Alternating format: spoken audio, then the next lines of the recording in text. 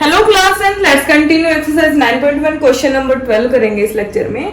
हमें क्या गिवन है, एक बिल्डिंग गिवन है यहाँ पे, वो बिल्डिंग के सामने एक टावर गिवन है। जो एडी है वो बिल्डिंग है और जो बीई तक की लेंथ है वो पूरा क्या है, हमारे पास टावर है। हमें क्या गिवन है, height of building 7 meter given है। जो हाइट ऑफ बिल्डिंग है ना, जितनी बिल्डिंग है एडी क्या गिवन है, हमें 7 मीटर गिवन है।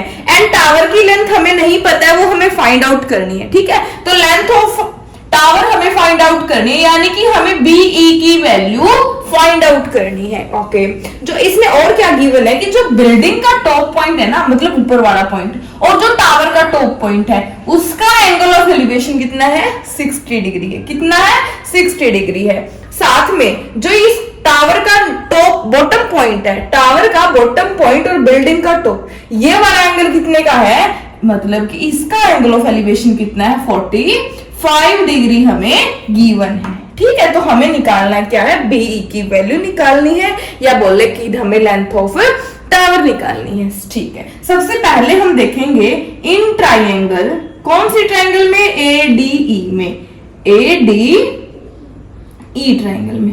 ठीक है, एडीई ट्राइंगल में हम परपेंडिकुलर बाय बेस लें, अगर हम एडी डिवाइड बाय डीई लें, यानी कि perpendicular by base. Perpendicular by base होता है टेंजेंट थीटा, किसके इक्वल होता है, टेंजेंट थीटा के।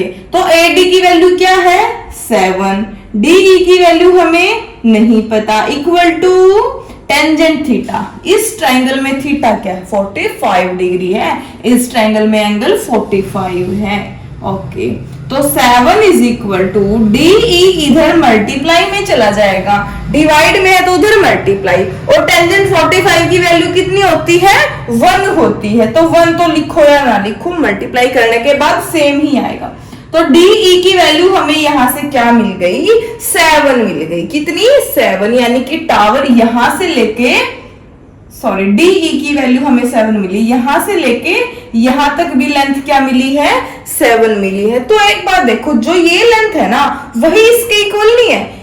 डीई किसके इक्वल है, एसी के, तो डीई भी 7 है और एसी भी किसके इक्वल होगा, 7 मीटर के इक्वल होगा। ये भी क्या है, 7 मीटर होगा। क्लियर, ठीक है, तो हमें क्या निकालना है, और ये अगर हमारे पास पोर्शन 7 था, ये पोर्शन भी तो 7 था बिल्डिंग की हाइट, तो ये पोर्शन भी 7 होगा, तो ईसी की वैल्यू भी क्या होगी हमारे पास, 7 मीटर होगी। ठीक है, अब हम लेते हैं ए बी सी ट्राइंगल में। In triangle A B C, इस ट्राइंगल में परपेंडिकुलर बाय बेस लगाओ, BC डिवाइड बाय बेस है AC, perpendicular by base. BC की वैल्यू हमें नहीं पता, परपेंडिकुलर बाय बेस होता है टेंजेंट थीटा। BC की वैल्यू नहीं पता, AC की वैल्यू 7 है, इक्वल टू टेंजेंट, इस ट्राइंगल में एंगल 60 डिग्री है, तो 60 degree. BC divide by 7 is equal to tangent 60 की वैल्यू क्या है, √3 है, √3। तो 7 उधर जाके मल्टीप्लाई हो जाएगा, BC की वैल्यू क्या आ गई, 7√3 आ गई है। ठीक है, हमें निकालनी है BE की वैल्यू। क्या निकालनी है, BE की वैल्यू। ये पूरी वैल्यू किसके इक्वल होगी, BC प्लस CE। इन दोनों को जोड़ेंगे तो ये पूरी साइड मिलेगी, तो BC plus CE, BC plus EC या CE। BC की वैल्यू क्या है हमारे पास, BC की वैल्यू हमने अभी फाइंड आउट की है, क्या है, 7√3 है, प्लस EC की वैल्यू क्या है, 7 सेंटीमीटर है। दोनों में से अगर मैं 7 कॉमन निकालूंगी तो हमारे पास क्या आएगा, 7 कॉमन निकाल लेंगे तो हमारे पास आएगा 1 प्लस √3 मीटर।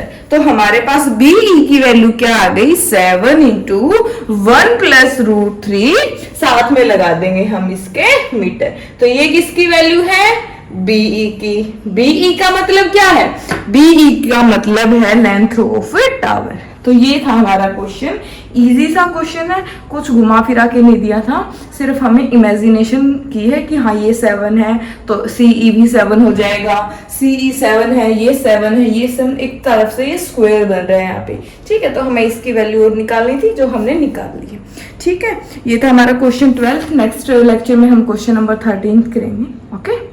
कोई डाउट है तो पूछ लेना भाई, इसके नोट्स टेलीग्राम ग्रुप पे डाल देंगे।